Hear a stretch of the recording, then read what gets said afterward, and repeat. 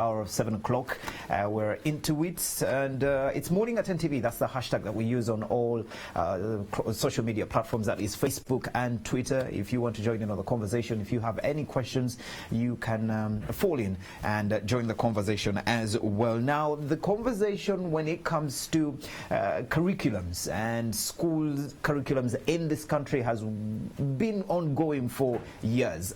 Towards the end of last year, we had a lot of conversations on overhauling the curriculum, changing the curriculum, removing some subjects from the curriculum, and the discussion has been ongoing on why the curriculum should be, let's say, tampered with or changed. And this morning, joining us is the acting ED Copster. He goes by the names of Mr. Busobozi Godfrey, and he joins us to make sense of the new O-level curriculum. So yes, we get that opportunity to talk curriculum and why is there a change brought to this curriculum. Is it needed, or should we only be concentrating at the O-level curriculum, or should the whole school curriculum in the country be overhauled? All those questions are going to be answered, hopefully. Yes. Thank you very much for joining us, Godfrey.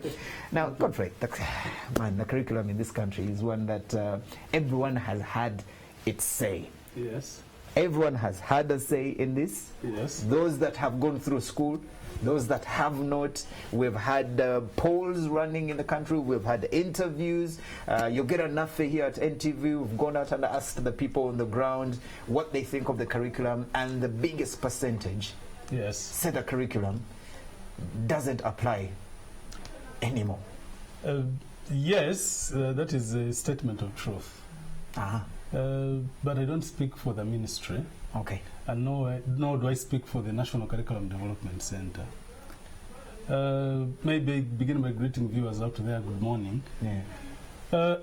As a country, when we talk of the education system, what is taught in these schools to bring out the objectives of education of a country are aligned within a curriculum.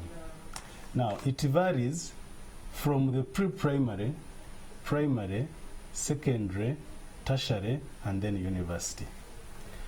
Yes, there has been a cry that the curriculum which we have today is obsolete, which I think is very true. Fortunately, I'm a curriculum developer. So you need to know these things in context. Now, there was a change in the primary curriculum, which we are now, which was operationalized and was implemented, which was referred to as the thematic curriculum, where there was a lot of hullabaloo to do with teaching people in their mother tongue. Yes, yes. Now, that curriculum, after its implementation, then there was a need also to change the curriculum of the other levels of education which follow. And that is where Churase came into place. That is the change of now the O-level curriculum. Hence, this discussion which we are having here today. Correct. And just maybe to put this conversation into context, let's take a listen to what the PS of the Ministry of Education had to say with regards to this particular review of the O-level curriculum. Let's take a listen.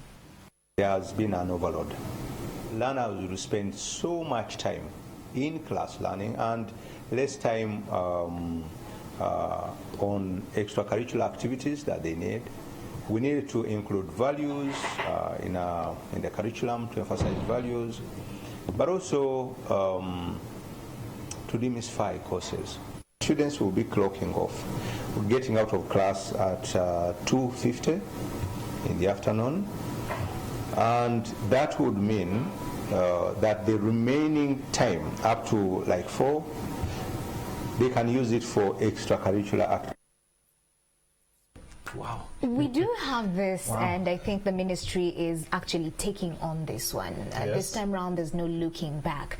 But let's just get into the detail. The current curriculum has a provision of about 43 subjects. Yes. And you're talking about bringing this number down to 8 subjects. Will this ideally be the solution of improving the learning outcomes?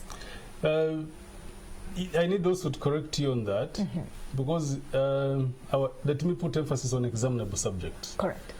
Now, they have been revised from 32 to 20. Now, that's those are the examinable subjects. Okay. If we had ample time to have this discussion at length, I would go into all these details.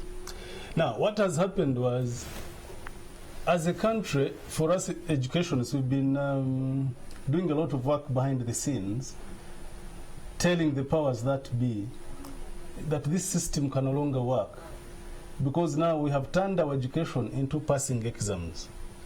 And some schools have decided to stop teaching, but to grill children to pass exams. Now, when this reform came up, these subjects had to be reduced such that the aspirations of the country are well met. What do I mean here? As a country, what do we want? Because when you go to school, you need to come out and you show that you have been in school. Correct. It is not just a matter of passing exams and you fly with 4s and I don't know, 8 in 8. But when you track and you follow up these guys who have had these flying colors, where do they fizzle to? Why are we not having innovations to that effect? Actually, some experts once said that it's the C-D student that excels at life compared to the A-B student. But it shouldn't be that way, because the other ones are geniuses. Right. So that means they should be in a position to do much, much more.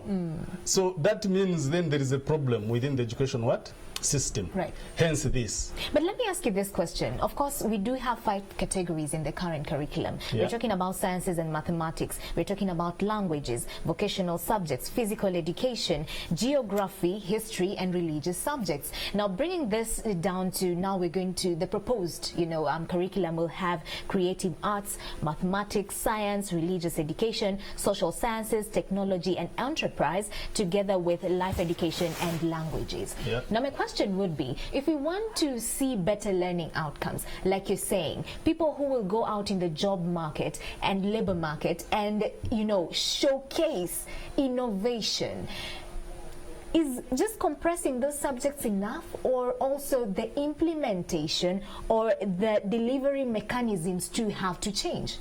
It is both. Because when a new curriculum comes into effect, but it isn't new per se really, it's just a reform.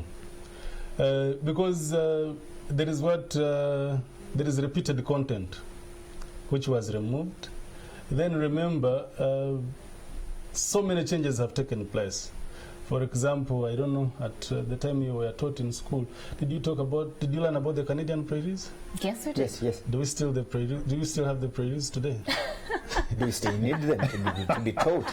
So if you have the Rhinelands. Now, some of these things, because the question has always been, we have been asking, what do we want as a country? Now, we can only have that within the education system. And that can only be possible once it comes out of the of the curriculum. And such that these students who are in school are taught to have these generic skills come out, and they're able to have these values exhibited in them, plus the cognitive abilities. Now, once you have these 3 together, then we shall be good to go, and we shall assess our education and say, yes, we are perfect. During this assessment, that you have come to a conclusion that we need to change a few things with the curriculum. Not actually a few, a lot. A lot. An overhaul. I have 2 questions. Yeah. Now, I'll give you the first one. Yes. Do you, when the PS was making his statement, yes, it looks like there's a lot of concentration on co-curricular activities, where he goes ahead and says that now class will be breaking off at 2:50 p.m. Yes. And from that time all the way to 4 or 5 would be time for co-curricular activities. Right. Is that what has been missing the most? Because that seems to be like a huge emphasis on co-curricular activities. Well, I'm not a spokesperson for the PS. No. And I don't want to quote him out of context. Okay. Nor do I want to criticize him on camera. What he's saying, once it clocks 2:30, the classroom work should end. And then you give this human being to have time, one, to do self-reflection. I have been able to study the mathematics in class. I have been in a position to learn the language. I have been in a position to learn the science. Now, how do I utilize these theories that I have learned and they create an impact on me for the bigger society? That is one. Okay. Then the other aspect, you are able to discover yourself, because now we are looking at the talent, skills development. That's what we are referring to. Now, during that time, you are in a position to go for co-curricular. They are not extracurricular. It is co-curricular because the two move hand in hand. Now, here this child is able to go for football, will be able to go for netball. The other one will be able to go for handwork. This one will be able to write. For instance, I'll give you an example. If you have been studying a language in class and you have been told to write a composition, then you go and sit, because now the assumption is we are going digital, ICT. Now, you will move out of class, you go on your computer, then you get the composition which you studied in the English language. I'm giving you these as examples. Then you're in a position to think and you create. Then you begin writing a book. You begin writing stories, so that we can have people who are in a position to write meaningful things. Now, you people, you're in the media. I get these newspapers, and you ask, has this newspaper been written in the English language, or it is a language similar to? Why you say so? Because you get a newspaper and it has so many mistakes, and you ask. Of course, not the Daily Monitor. I'm not going to talk about any newspaper.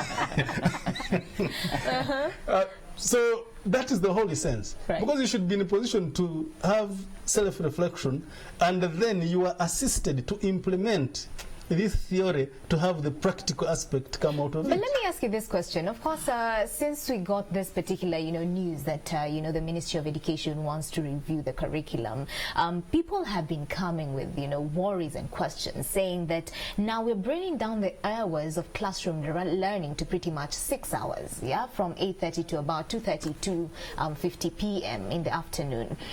Won't we be shooting ourselves in the leg if we don't have these other factors and gaps fixed? For example, teacher absenteeism in classrooms. If now we're bringing down the hours to 6 and still teachers don't show up in class on time, others actually don't show up at all, are we not going to bring down pretty much the learning outcomes, so to speak? What should be ideally the focus of the implementation of this to ensure that we achieve the intended goal of a better education system? I appreciate your very beautiful question, but unfortunately, I didn't want to go so political. But as a country, we have issues of governance. We are grappling with governance issues at all levels. And the thinking is maybe this is happening because of our poor education system. So if we fix this, maybe some of the things will be done, will be corrected. Now, as you have asked, there is no shooting ourselves in the foot.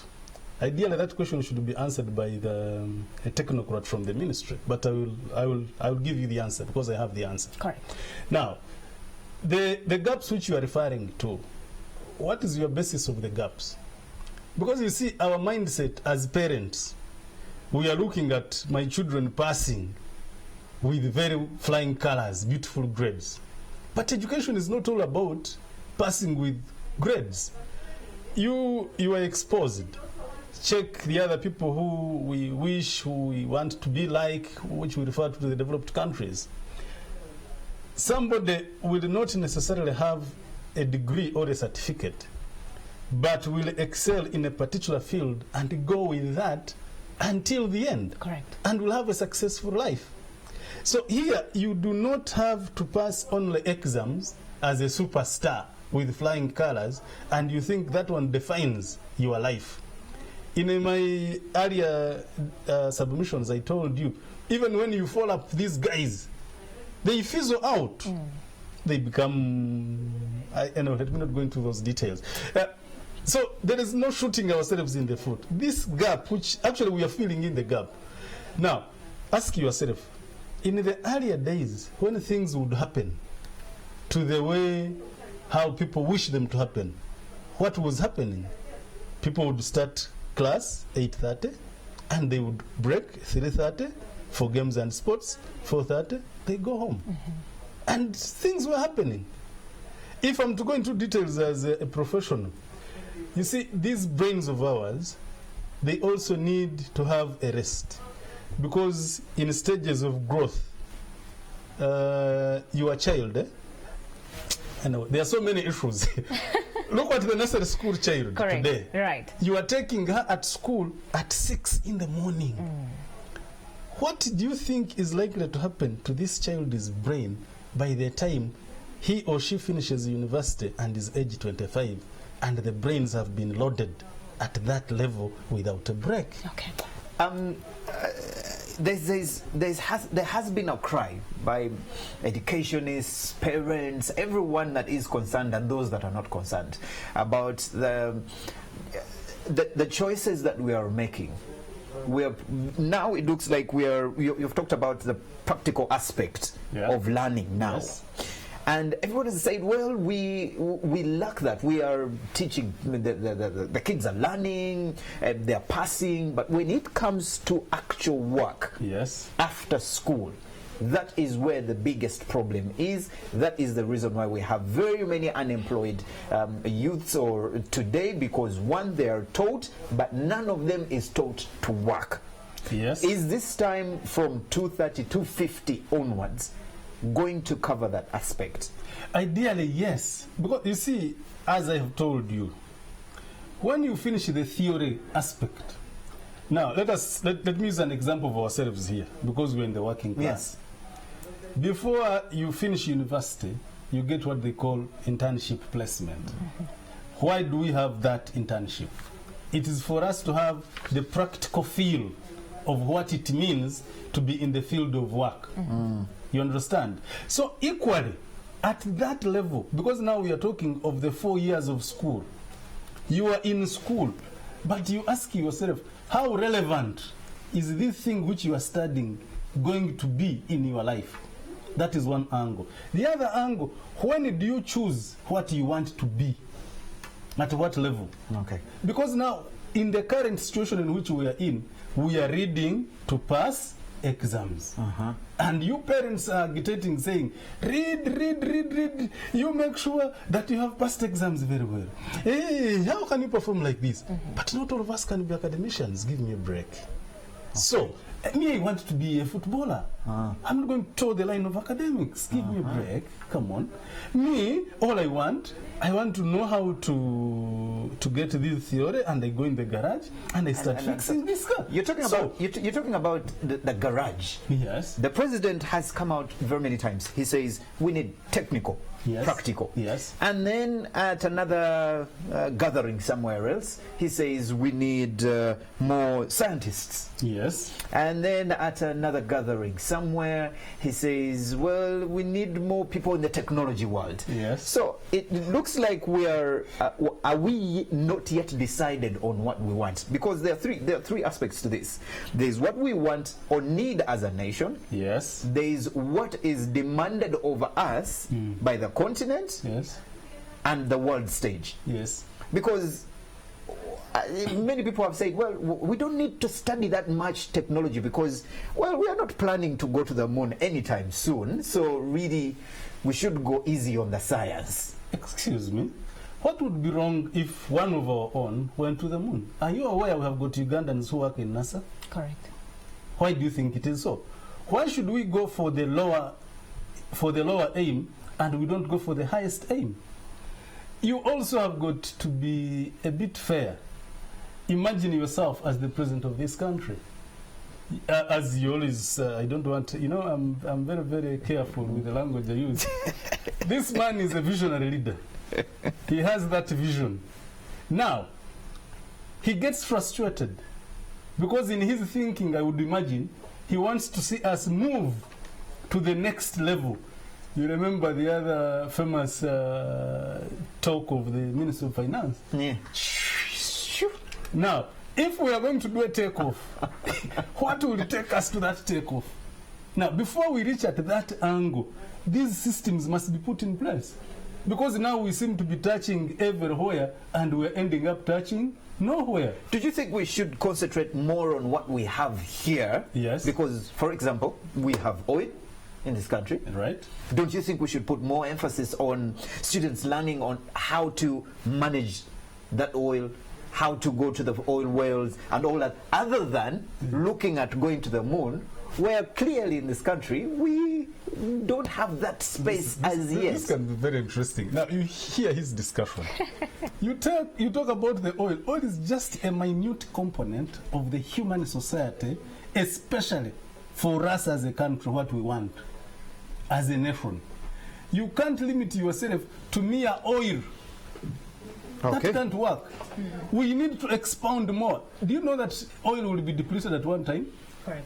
And it will come to an end, and there will be no oil. Then what happens? It's not all doomed for the country. I mean, the economy is growing at a rate of 6% per annum, which But that is in figures. That is in figures, but Yeah. pretty much we are feeling some growth. We are not so badly off compared to other states. But here's my question. Yeah. Let's talk about the implementation of this particular new proposed curriculum. What are the implications, the cost implications of this? Especially, I want you to touch on you're talking. teacher training in the teacher centers. Yes. And also making sure that we equip the schools to be able to take on these subjects practically, such that we have, possible, learning outcomes of well, groomed candidates and pupils who go out to the job market knowing how to do the job. Just to add on, as you go into that phase of the new curriculum, Right. have you taken time to make sure that you're not just rolling out a curriculum, but the schools are ready to take on this curriculum? Because like she said, of what importance is rolling out a curriculum to a school that has even been struggling with the old curriculum, and now they have a new curriculum. They don't have enough teachers now. 2:50 to 5 p.m. might end up being a very redundant, useless time to some schools. Now, that is the gist of the matter. I wish you had started that one. Okay. Now we are here. I want to tell the powers that be in that camera. Please, the people who allocate resources, can you get this correct such that it is not wastage of time and resources?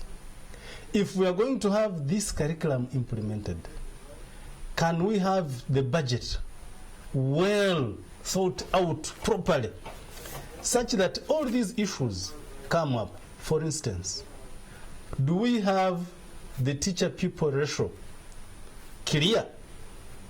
If we are going to implement this curriculum, do we have the human resource in these schools? If they are there, do we have the inspection mechanisms?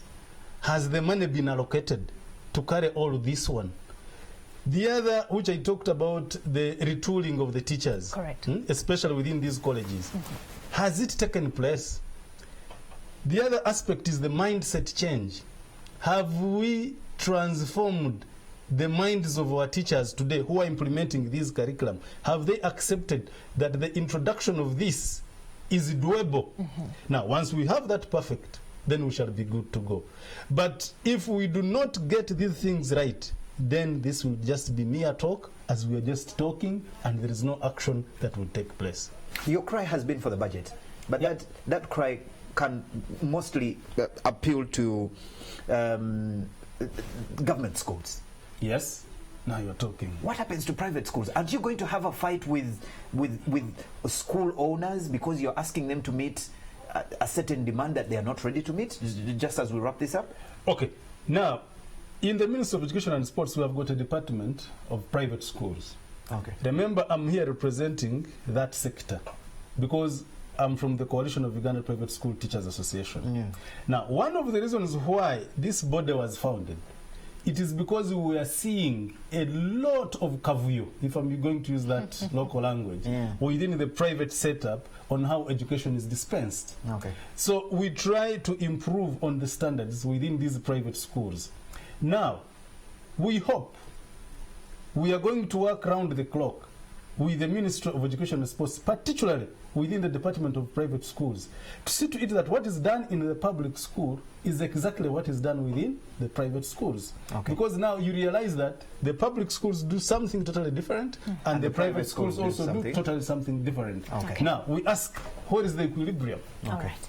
Okay, thank you so much for coming in studios. We've learned quite a bit. Yeah. Right. And the director will kill me for this because we have to link to Stephen Bide, who is at KFM. But we need to ask you this question. It's been coming time and again. People have been saying the cost that landed on the education system is because of the privatization and the commercialization of the education system. You're coming from the private sector. Yes. Let's talk about, in a nutshell, just your comment. Over and above reviewing the curriculum, what should be done in terms of revising how we test or examine these students at the end of, the classroom, pretty much period, or at the end of their learning period? What should be done ideally so that it tallies well? In a nutshell, the recommendation is continuous assessment. Okay.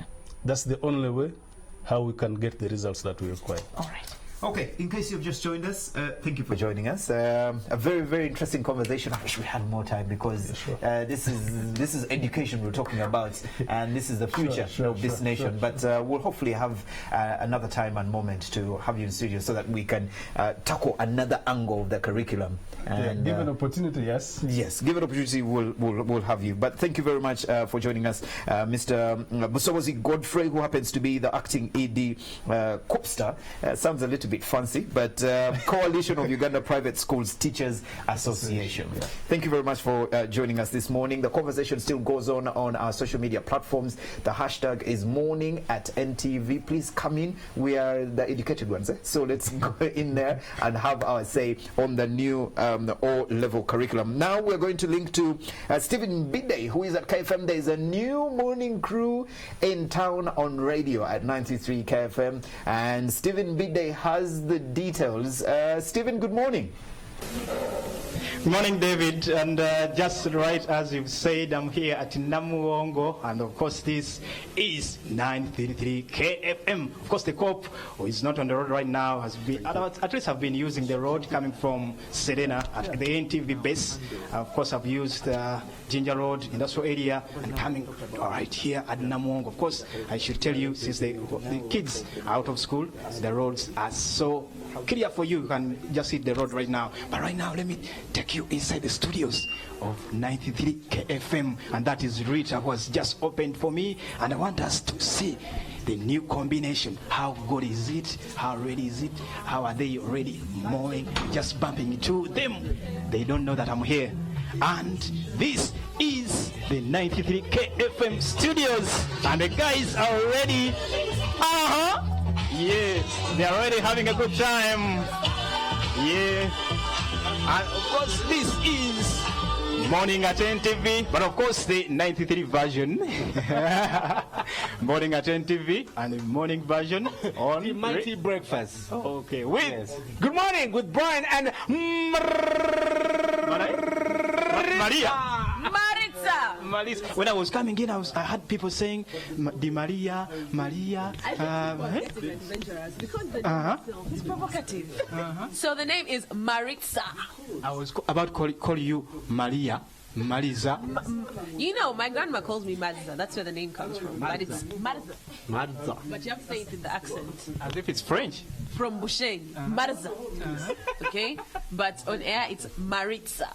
Okay, that is the new girl on the block. That is the mighty breakfast. Yes, and I will be here every morning, 6 a.m. to 10 a.m. So catch us. We're live on Facebook. We are in the studio. We're live on the stereo.